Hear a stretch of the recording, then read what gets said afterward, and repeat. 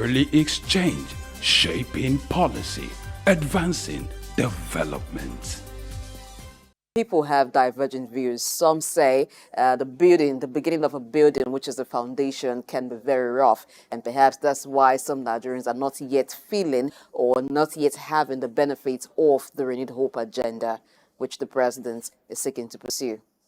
Yes, indeed. In this kind of situation, you always have mixed reactions. You have people who believe that the president is just starting the journey, and the journey of rebuilding Nigeria, or giving what you call, according to his political agenda, renewed hope.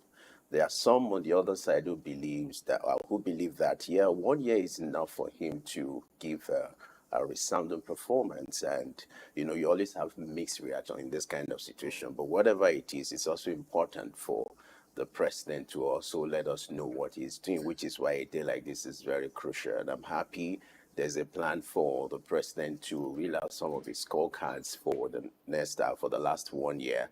And also you discover that some of the ministers, they've started talking about their performance in the last 1 year. And so it's for Nigerians to decide which side or what will be their opinion on this issue of performance. So there are some people who say, yes, let's give him pass mark. There are some who will say, okay, let's give him more time to see how he's going to perform. But let's find out from our guest analyst what will be his opinion. He's waiting for us. We're being joined by an international finance expert. He's also the CEO of Asha Investment Limited. We have the privilege of hosting Muktar Muhammed this morning. Glad to have you join us on this special. Thank you very much for having me on a special day like this. And thank you, Ayodele. Thank you, Blessing. It's a pleasure to always be in your program. I don't take it for granted. Thank you for having me this morning. All right, we really appreciate you taking time to speak with us this morning, because we understand how busy you are, but you have to give this commitment, and that's patriotic of you. Now, it's been 25 years of uninterrupted democracy in Nigeria, and it's also significant 1 year anniversary of our president. Before we look at the specifics of some of the economic policies or the business policies he has embarked on in the last 1 year, let's start this conversation by having your assessment of Tinubu's administration when it comes to the economic policies and some of the monetary policies, some of the fiscal policies he has embarked on in the last 1 year. What would be your assessment? I think it's mixed. It's mixed, just like the interview you did with some of the people.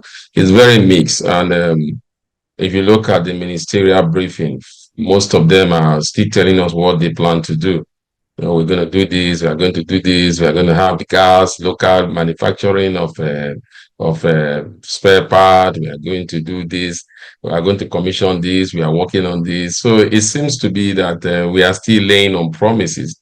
Very few can say they have delivered something. Even if we look at the infrastructure, your colleague made mention also in the introduction, is all about this is what we want, commissioning to start a project, commissioning to do this. So I, for one, think it's very mixed. In terms of policies, what Tinubu administration have done for the past 1 year is to come up with policy statement. This is what we want to do. But I think in terms of implementation, it has been very difficult for them to do those implementations because of a lot of factors that they didn't factor in before they took some of these decisions. You see them rejinking, going back to the drawing board, where there is a board.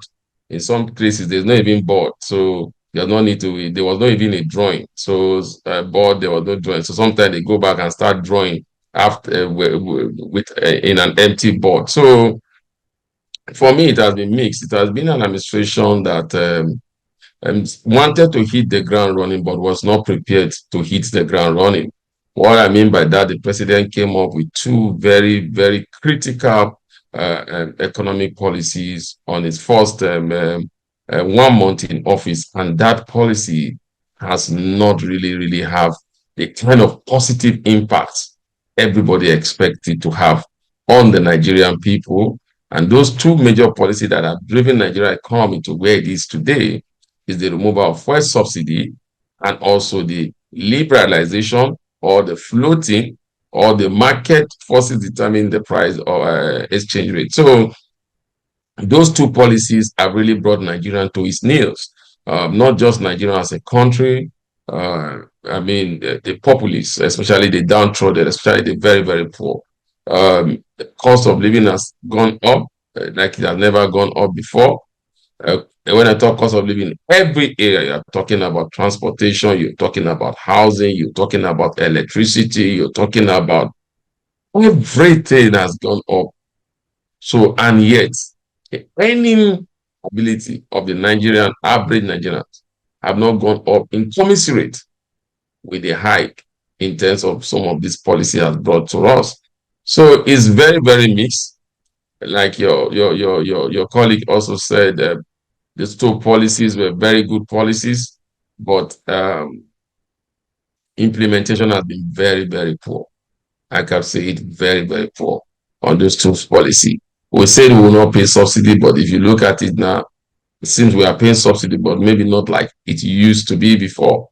And we are still paying subsidy. If you look at the price that when subsidy was removed, where the price is now international market, then you look at the exchange rate when subsidy was removed, what the exchange rate is today, then you realize that we are paying subsidy.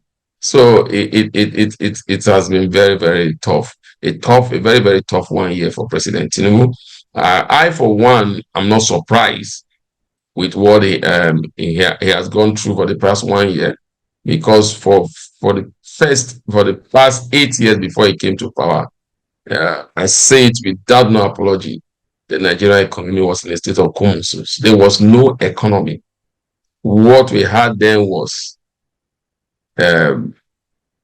orthodox economic policies that were not driving the Nigerian economy anywhere. So for 8 years, the economy was not moving. So he coming out like one of the people you interviewed said, it seems like he's laying a foundation for every economic policy. So there was no foundation at all. So I didn't envy him, but I thought he should be prepared better than what we are seeing. All right, talking about the removal of fuel subsidy, let's make reference to what the president said specifically. That was like a year ago. We'll call for that soundbite now, and I want you to take a listen. Of fuel subsidy, unfortunately, the budget that gives the poor a simple and what happened is that no provision is there for fuel subsidy.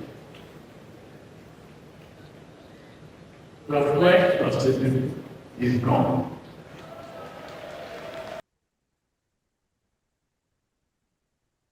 All right, you heard that, where the president said there was no provision for fuel subsidy, and that soundbite became popular.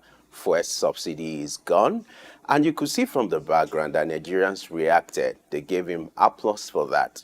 Perhaps they weren't aware of the consequences of that action. Now, my question to you as an expert in this area is, yes, you agree that some presidents before now, even President Buhari, even President Goodluck Jonathan, had attempted to remove fuel subsidy. But President Tinubu was very proactive on his first day, inaugural day, to have made that announcement.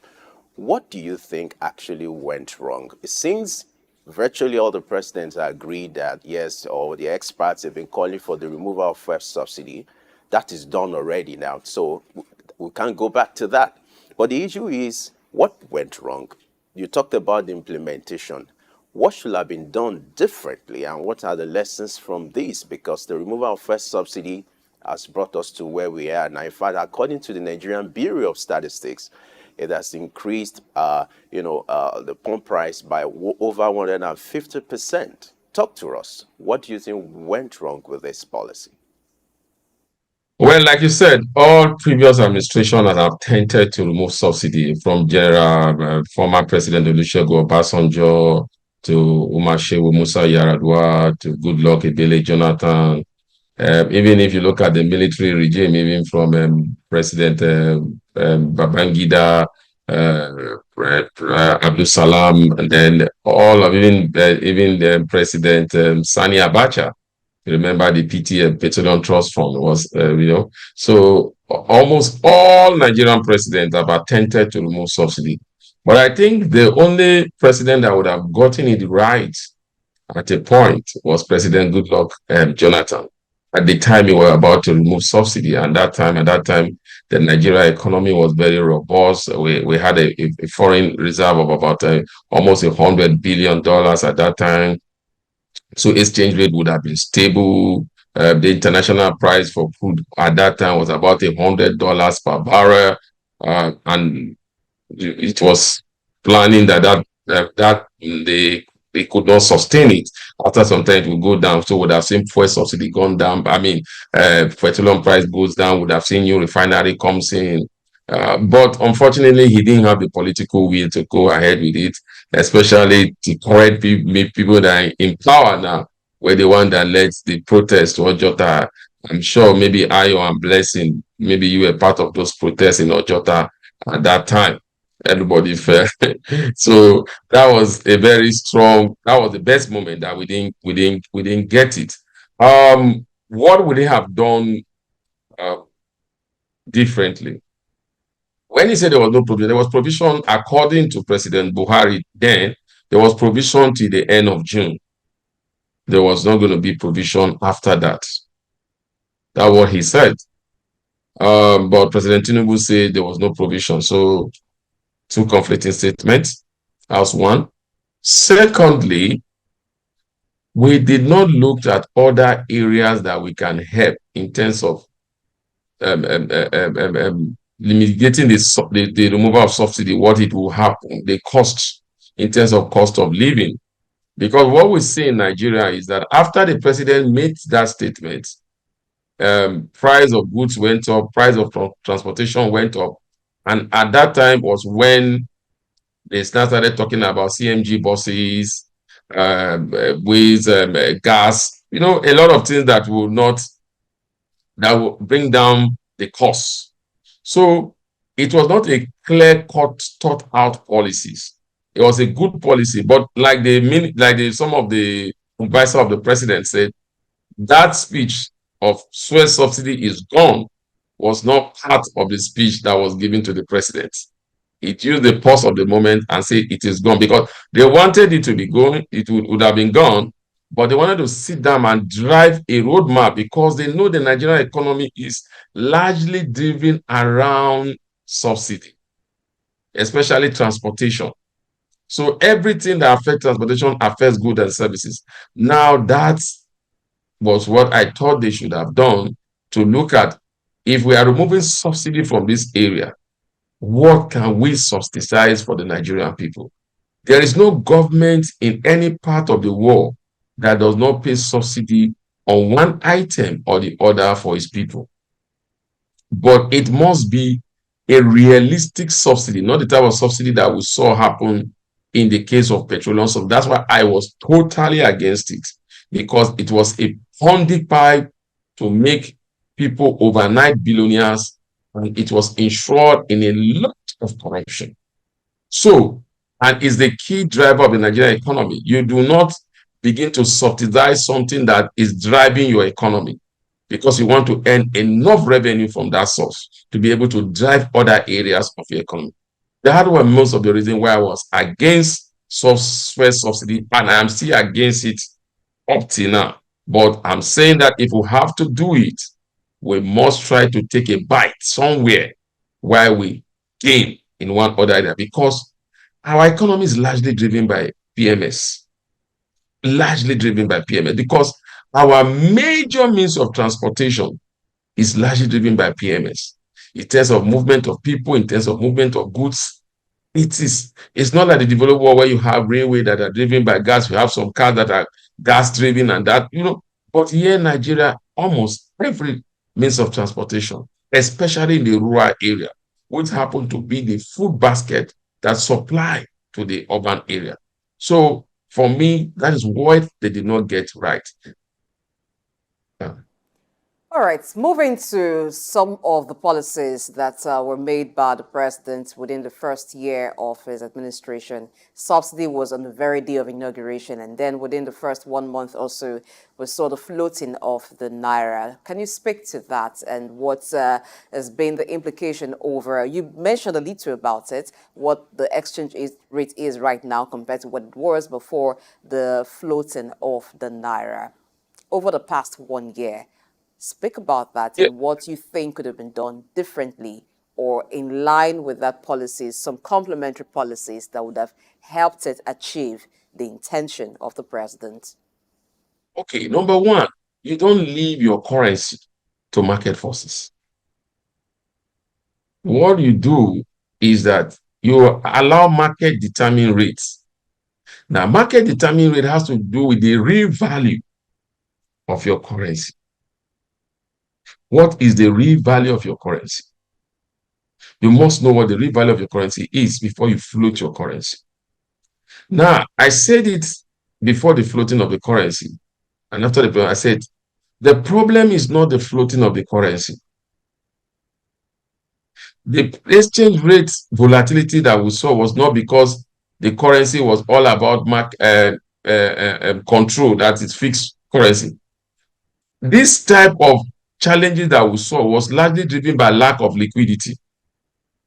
Now, if you float the currency without adequately addressing the liquidity challenge, it is what we got, because we did not address the stage of liquidity. Now, what it means when you leave into market forces are there to make profits. So they will look at the highest possible profit they can make, and they will do that. And that will happen to our exchange rate. Now, when that was done, initially, the CBN was very confident that the rate would take, market forces would determine the rate would be balanced. They came up with policy. You know that we call, at the point we call them the Policies Bank of Nigeria, because a circular Bank of Nigeria. Because every day there was one circular, They were panicked. They panicked. And they panicked to a point that when the Naira got to 1,900, there was so much panic that they had to bring back the bureau de change. Now, in bringing back the bureau de change, they did not address the challenges that caused the suspension of the bureau de change. So they created a lot of goodwill for market forces. So market forces knew that, okay, this is a panic measure. They don't have the liquidity to sustain this type of reversal we are seeing. So they sat down there and was waiting. And immediately the panic measure was over, you saw the Naira begin to return to, going back to where it was coming from. Now, we know the core problem was when you take away the retail market from the bureau de change, you did not create an alternative market that you are able to make sure that there is corporate governance. Because why you took away the retail market from the bureau de change is because you felt that there was no corporate governance. Things were being done anyhow. Now, you brought them back. You suspended some. Later on, you waived the suspension. And you started supplying FX to them. It stabilized the rates. 2 months after, or 3 months after, you are now saying that all bureau de change must come back to re-register.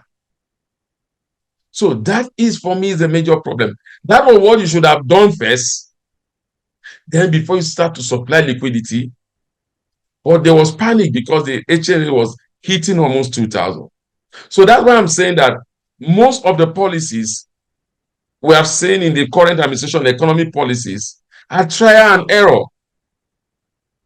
Why are we having trial and error in some of these policies? It's because the people that were elected in the helm of leadership, the CBN governor especially, is not prepared. He has not been in the system. He doesn't know how the financial system of the CBN works. So when he went there, he was trying to learn everything about the system, and he was trying to clean up the system.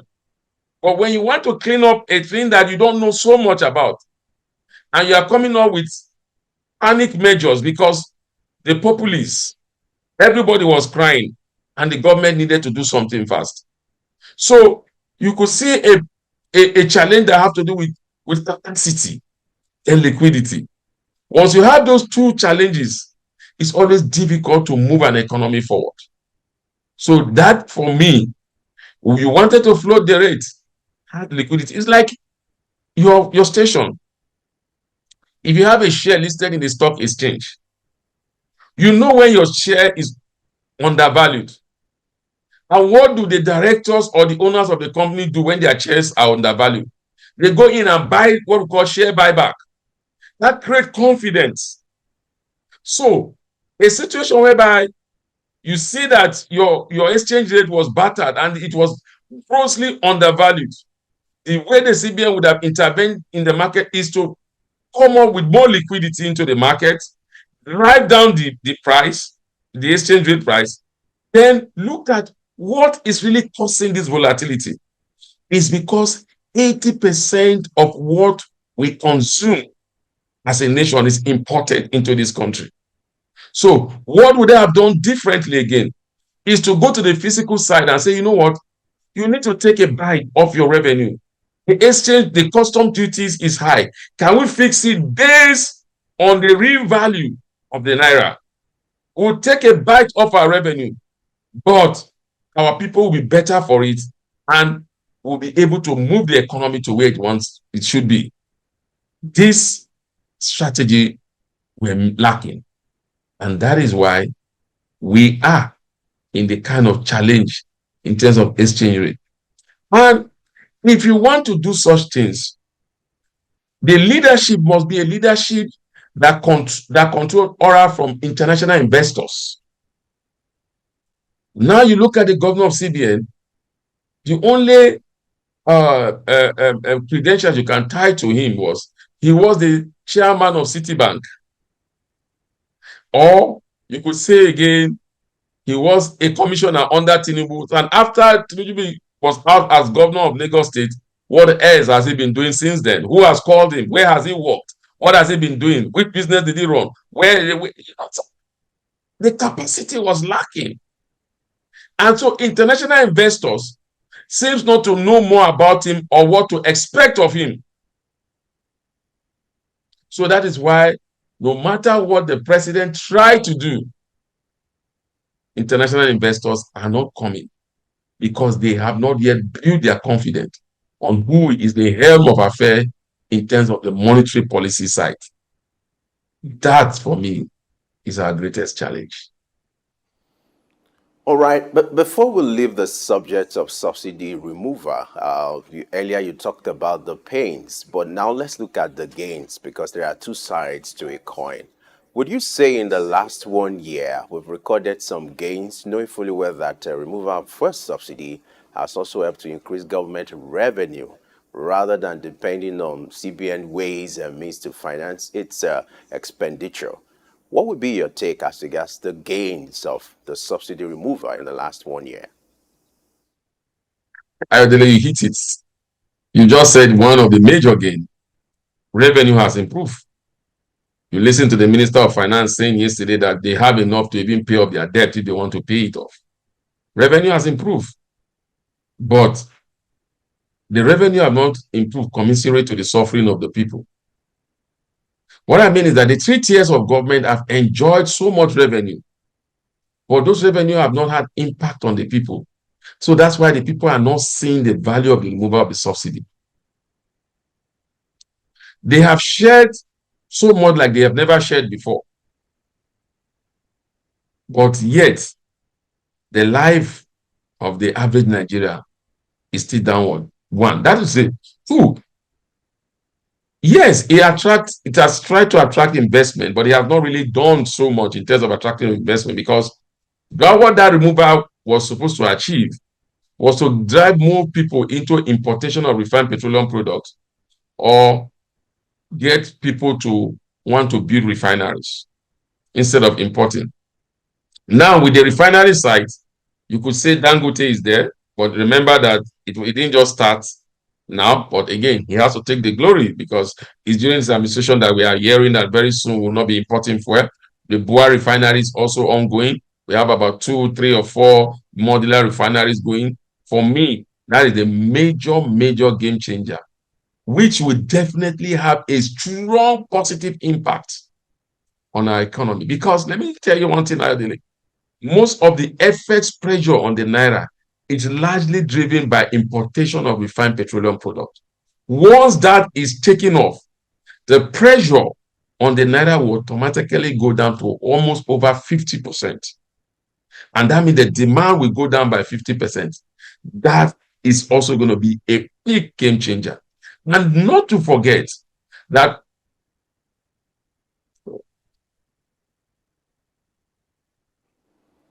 All right, let's go back to some comments that you made about the current CBN governor, Olayemi Kaduso. Before him was Gordon Emefiele, who has been indicted for several allegations. Now, some of the issues raised at that time during his administration as governor of Central Bank, and even what he went ahead to do, that is the redesign of the naira as not following due process in the way and manner in which it was done, and some other allegations levied against him, which has put the central bank in not good light before the public and even the foreign investors. Now that a new CBN governor is there, what do you think that perhaps he would have done? Is there like a magic wand he would have used if he was the person at that time to have remedied some of those situations? well, I don't envy Cardoso when he came in because CBN was in a mess. We in the financial sector knew that CBN was in a mess because the CBN at the time was doing both fiscal and monetary policy, direct intervention in rice production, direct intervention in wheat production, direct intervention in some things, direct intervention. These are not your core duties, responsibility. So we knew there was a problem. But unfortunately, like I said, the previous administration led by President Buhari and Buhari himself never knew there was any challenge. Rather was praising the CBN. Now, one of those decisions they took was political. It wasn't economical. The redenomination, the redesign of the naira. That singular decision brought down the informal sector to its knee. And the key driver of Nigerian economy is the informal sector. Like I always say, it's always easy to pull down a house in a day. You bring in the bulldozer, you pull it down. But when you want to rebuild that house, it could take months, it could take years, depending on the type of structure you are trying to put in place. And so that is the challenge now. The CBN has a type of structure they want to build. Squad also have, I've said it in clear terms, that he wants the CBN to concentrate on their core responsibility. And with all fairness to him, he's been driving that. But capacity is one. Then do they even have the resources? Now, one of the resources that is a big challenge to the government is liquidity. Because despite all these policies, he has not been able to attract the kind of foreign investors we want to attract and come in with the kind of funds that would relatively bring price stability. Knowing, like I said, 80% of what we consume is imported. So I would say he has come down to their core value. Are they doing anything differently? If you want to look at what can you say they have done differently? They are trying to, for me, the only thing they've done is say, look, we're going to concentrate on our core competence. We're not going to be doing all those direct intervention, everything. Now, in terms of microeconomic policy, we have not seen a change. 18 months, high rate, high rate, high rate. They came in, continue same, what we're experiencing in Emefiele time. Secondly, Emefiele suspended the bureau de change. They came in, they lifted the ban. Indirectly now, they have suspended them again. So it's mixed. But hopefully, like they say, he's a headmaster. What he's trying to do now is trying to lay down policies or trying to build a foundation, because it's like the CBN never had a foundation. Every governor comes there and do whatever he wants to do. If you're a strong governor, then you're able to move. If you are not very strong, then you collapse the economy, like what we saw during Godwin Emefiele time, with the kind of allegation we are getting now, which some of us actually knew before now. But it was only the president that didn't see that and kept on praising him for orthodox. If the president even used it, that said it at that time, that they have used an orthodox means of economic policy to stabilize the economy in its own way. But it was more or less like a mirage to us that were in the economic sector. All right, let's talk about the decision to devaluate the naira, devaluation of the naira. Globally, what should be the standard when it comes to devaluation of a currency? And in the case of Nigeria, what are the loopholes that you found when it comes to devaluation of the naira? And would you say it has achieved the purpose intended?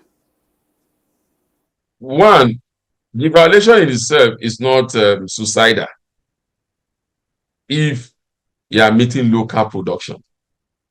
I'll give you an example. When China decide to devalue their currency, American manufacturers begin to shiver. Because what does it mean? The cost of goods from China is not cheaper than cost of goods from America. So a lot of people would rather go for the Chinese program, and the American company will suffer. So you see Americans saying, no, you don't have to devalue your currency. So because of production, local production. Now, in our own case, we don't have the capacity to meet up with local demands. So we are still depending on importation of some of this material. I heard the Minister of Industry, the Minister for Trade and Investment, saying that they are going to make sure that 40% of spare parts are manufactured in this country. How I want to hold her accountable in a year from now if she's still the minister, because that cannot be done overnight. What type of homegrown motor part will Femi be so confident to put a Nigerian owned motor part in his car and be confident to drive it on the way? So it's, when you look at the devaluation of the currency, has it made its demand? No, it has not. Why? Because we are still largely an imported driven economy. If we are export driven economy, you would have seen the positivity of this. So it was a good policy because, it's an IMF or World Bank policy, like people will say, and I can't but agree. How am I agreeing? You remember, this same policy was proposed to Egypt. And the Egyptians say, you know what, we will do it. But how are you going to help us to make sure that the suffering of our people is not much and our currencies are not taken advantage by market forces? They got the IMF to bring in about, I think, 8 billion into their economy. With that, they were able to create stability in their state. The first day that liberalization happened, the Egyptian currency lost over 50%. But the following day, it gained 35%. And it has been stable all while. Because of what? Liquidity is the key. If you are devaluing your currency, you must look for two things. Do you have the liquidity to make sure that your currency maintain its real value? And secondly, are you an export-driven economy, or most of what you bring in are imported? So if you are able to address those two key issues, then devaluation will always achieve its aim. All right, let's also look at some recommendations made by the Presidential Fiscal Policy and Task Reforms Committee. Now, they were set up by the president to come up with certain policies to better the economy. There is also the Economic Management and Emergency Task Force, which comprises of members from the public sector and also the private sector. You have the chairman of the Governors Forum in that. You also have the vice president, and you have business people like Aliko Dangote and some others in that task force to look at the economy. These two teams, which the president set up just for the purpose of rejigging Nigeria's economy. What can you say so far about the work they've done and recommendations they've come up with in terms of policies over the last 1 year? Blessing, I think maybe you are in the news. You should be able to tell me if you heard any policy from them. I don't think I've heard anything from them since the inauguration. I must say I've not heard where they say they were meeting. Recommendations? Yeah, but I don't even know about their recommendation. Because I'll remind you of one, which was yes, submitted by the Presidential Fiscal Policy and Task Reforms Committee okay, President. no, for the Taiwo presidential Oyedele. fiscal policy tax reform, yes, they had. I was talking about the emergency team now. I was just asking about the emergency team. If you've heard any recommendation from them after their last meeting, I've not heard them meeting anywhere.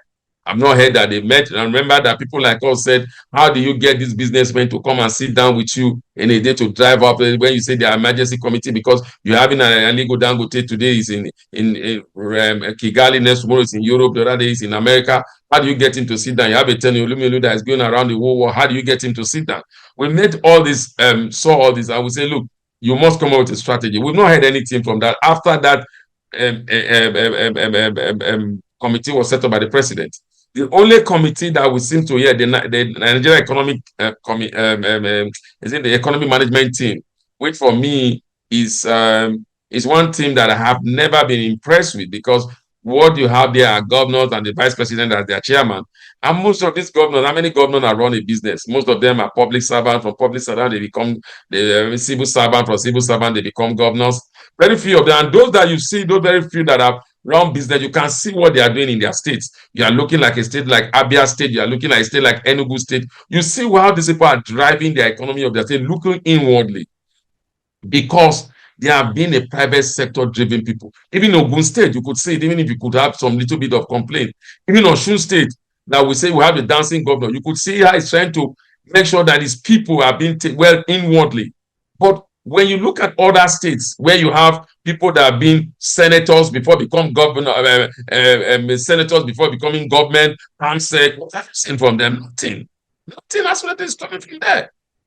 That's my grief with the economic, so-called economic management team.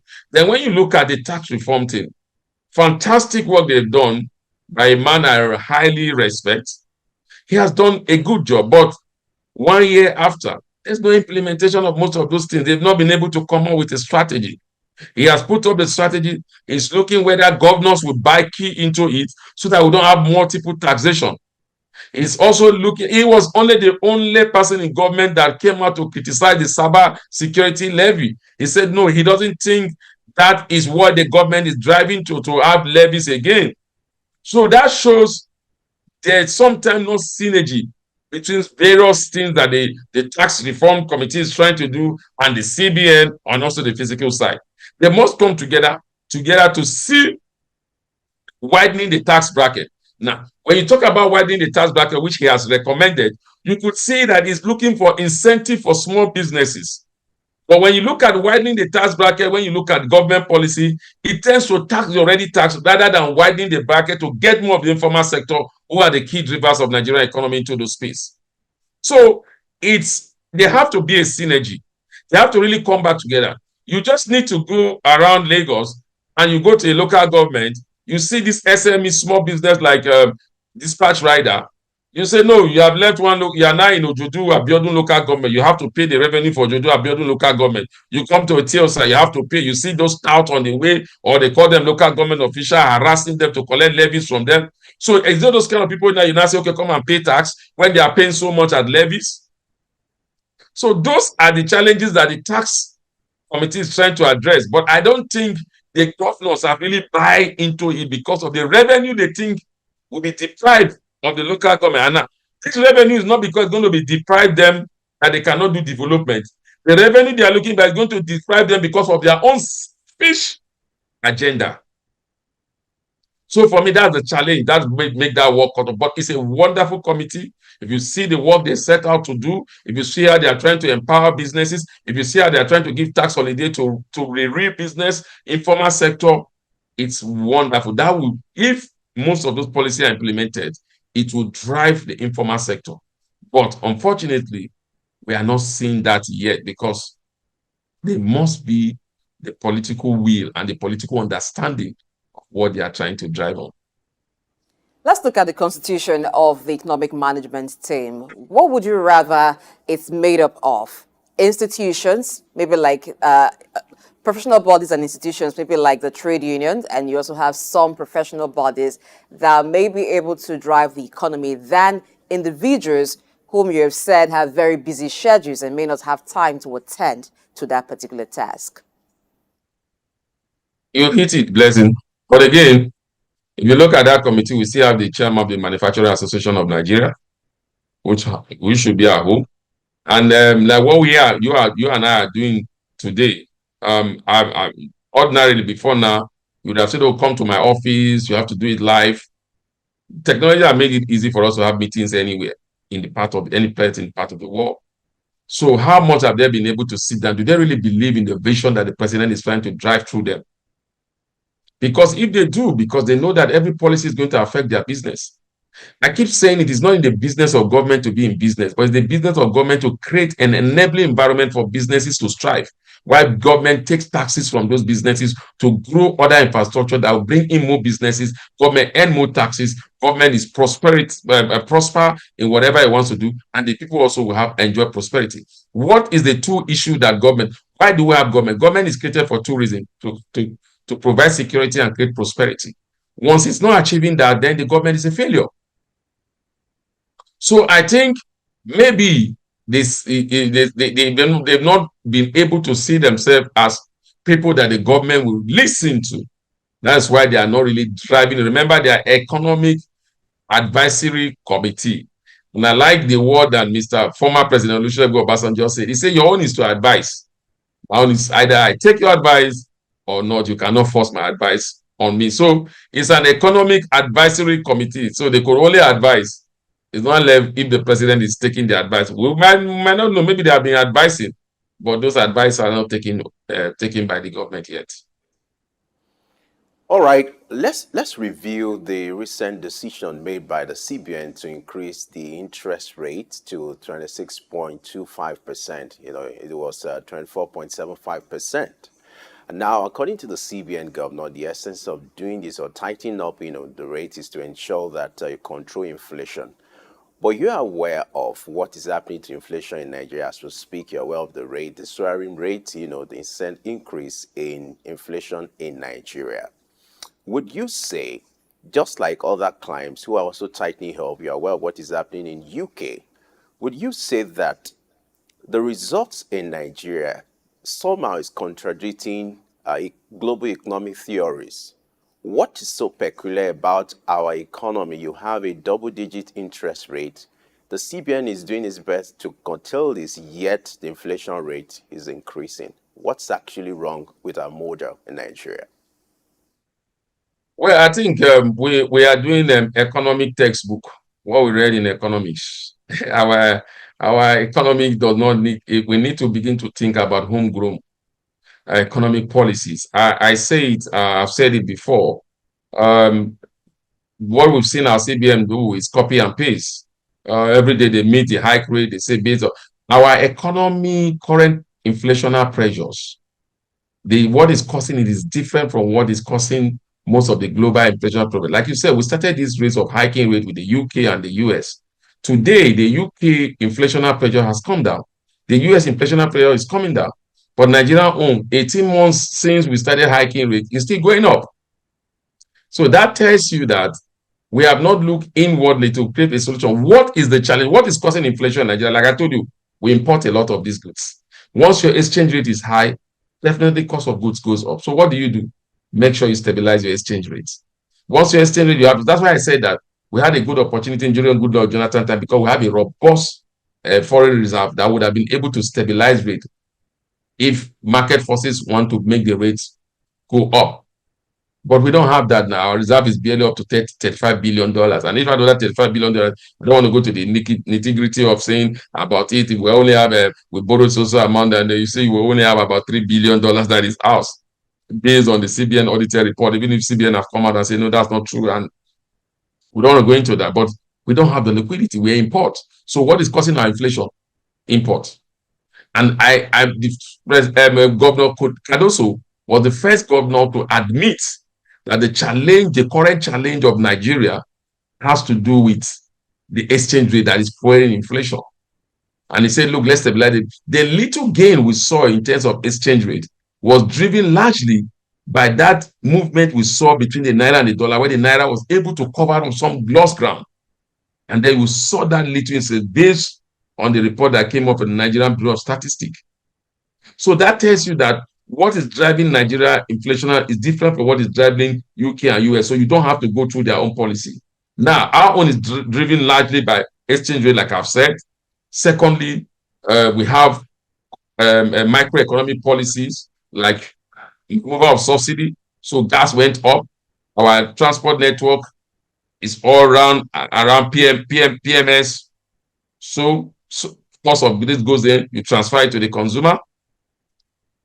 Then demand and supply, inflationary pressure. A lot of the goods that household in Nigeria needs, most of them are imported because locals cannot meet the demand. So you have supply side high, demand side high, supply side low, inflation will come up. So those are things that we need to address. Now, you just talked about exchange rate, lending rate. Since 2020, that was the advert of COVID. The time we have a higher lending rate like what we're having now was 2020. Now what we have now is about an average businessman is to pay about 29.2% on every interest, every loan he has collected. And how many business are making up to 29 point something percent this day? Because most of this business, because the earning capability of the average Nigeria has been eroded, the man that used to buy 2 tins of milk buy 1. So in terms of trade volume, turnover has gone down. Cost of living has gone up. Cost of funding has gone up. Turnover. So small business are struggling to pay the loans, and then that will have an effect very soon on the banking sector, because you will have more non-performing loans. These are not rocket science out daily and blessings. These people know what to do. I'm still surprised that they are not doing all this, knowing that Nigerian challenge is not about hiking rate, money supply. If you drop down the money supply, you are going to kill the informal sector. The informal sector in Nigeria is largely driven by cash.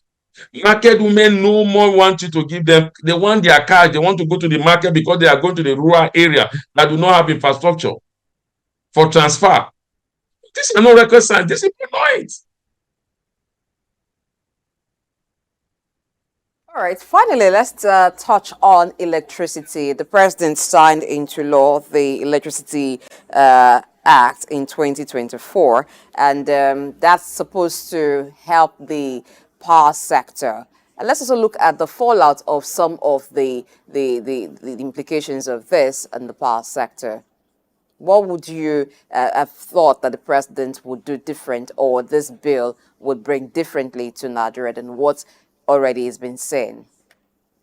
Well, I think for me, the current Minister of Power is one of the most controversial Minister of Power we've had. Number one is the same minister that comes out tomorrow and says Nigerians are leaving their ACs and their fridges on.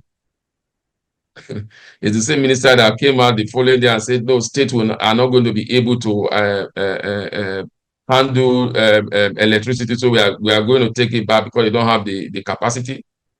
Then 2 days later, it was the same minister that was apologizing to Nigeria for his reckless statement 2 days later, it was the same minister that was withdrawing statements that is not what he meant. It means that they are going to help. So you see, when you begin to make reckless statements in a very key sector, does not drive confidence, does not drive investors' confidence into that sector. Then you came with a hike. You didn't do a hike about 100%. You did a hike about 200 and something percent. Where in the world have you ever seen that? Because you are saying you are paying so much subsidy. Like I said, in the UK, during winter, the government pays subsidy on electricity for their citizens. So there's nothing bad in saying, okay, we want to reduce our subsidy bill. So we'll be reducing it gradually. So we are going to hike price by 70% or by 80%. Once power begins to improve, we keep on hiking, make sure that we reduce our subsidy. Right. And now remember that you are not saying that most of the subsidy is driven because of exchange rate. We are going back to that same thing. Have you been able to address that exchange rate so that power costs could come down?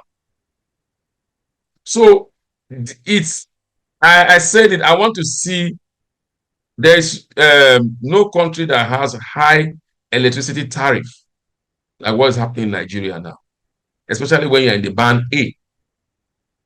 You are talking about, and the minister also made a statement when the labor union were protesting, say all those that are pursuing, they are not even in band A, they are in band B. But the people that are in band A will transfer the cost of their production to those in band B, band C. And what you have created now, you have now created class in the electricity sector. Those in band A are now enjoying so much electricity that you see on social media. They will put a bottle of drink. They will say this is band A bottle. It's so freeze. It's so it's ice block. Band B one is cool. Band C, the other band C, D, and E. They are there. No. So you don't do that because this nation belongs to all of us. Everybody should be able to enjoy the dividend of whatever we are enjoying. So I think the government need to take a look at their electricity tariff policy, because the most major businesses are now closing up because they cannot meet up with the bill. And that is one. Then some of the household profits that the discos have been complaining that, oh, we are not making more profit. Now, some of the household are now looking for alternative source of energy.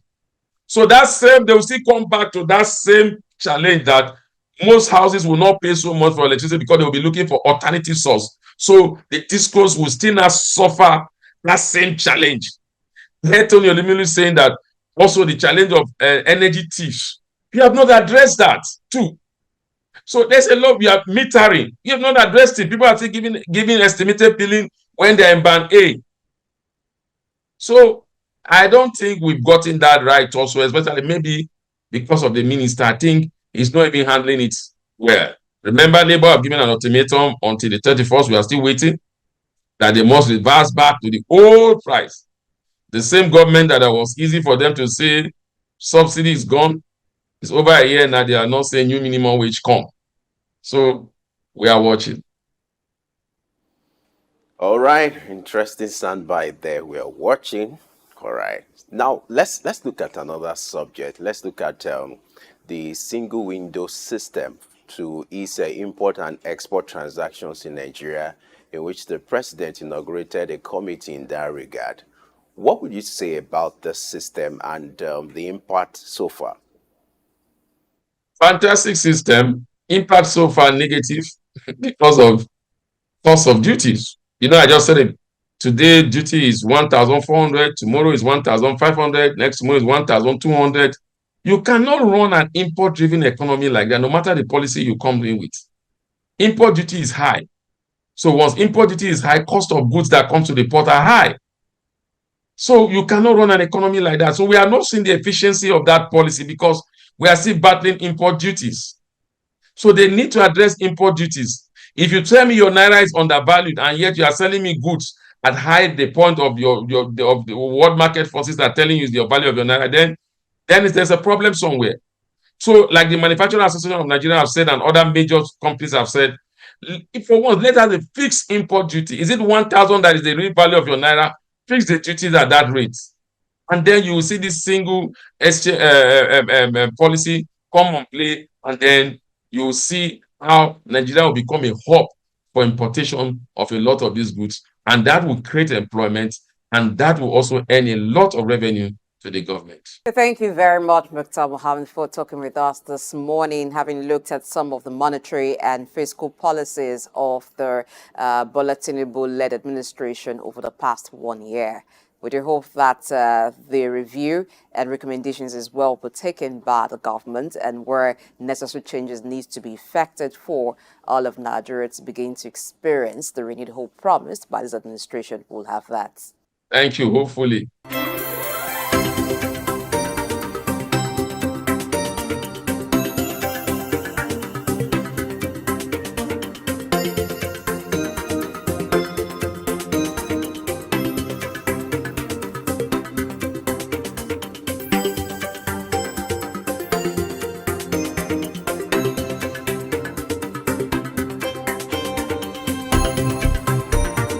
Early exchange, shaping policy, advancing development.